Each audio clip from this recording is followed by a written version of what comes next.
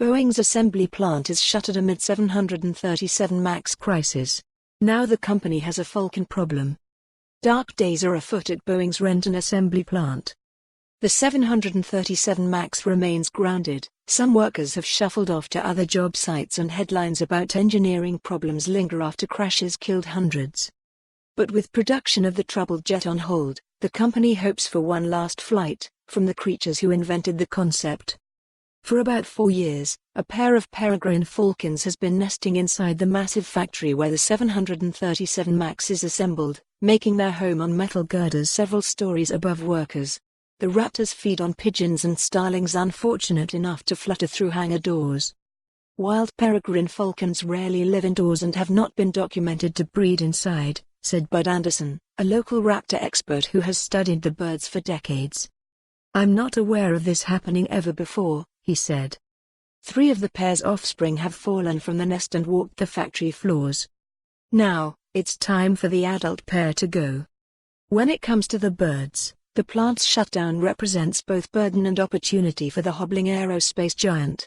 In a turbulent stretch of Boeing's history, the birds offer a rare reprieve from bludgeoning headlines. "It's quite an interesting story," said C.J. Nottam, a Boeing spokeswoman. The plant's closure, which will keep the hangar doors shuttered more often than usual, could represent the best opportunity to flush the birds out to a better home.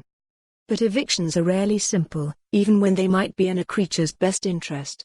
And peregrine falcons, who can fly half as fast as a commercial jet, are no ordinary creature. Little indoor ecosystem. Last June, a young peregrine falcon leapt from the rafters above the assembly line. State wildlife officials call them early jumpers, more brave and less coordinated than flying requires. It's a common problem for young, urban peregrines. "They can't fly for beans," said Ed Deal, who bans and tracks the birds in Seattle and is the president of the Urban Raptor Conservancy. The fledgling fractured his sternum and was taken to Paws Wildlife Center, a rehabilitation facility in Linwood, according to a Paws spokeswoman. 3 days later, a second young falcon, a female, arrived at Paws. A third bird showed up a week later. Boeing hosted a nest, the staff realized, and it had become a problem. In fact, adult peregrine falcons have been nesting in the assembly plant for 4 years, according to Nottam, the Boeing spokeswoman. The company had to hire a vendor to clean up all those droppings and sanitize the factory areas so they wouldn't pose any health concerns.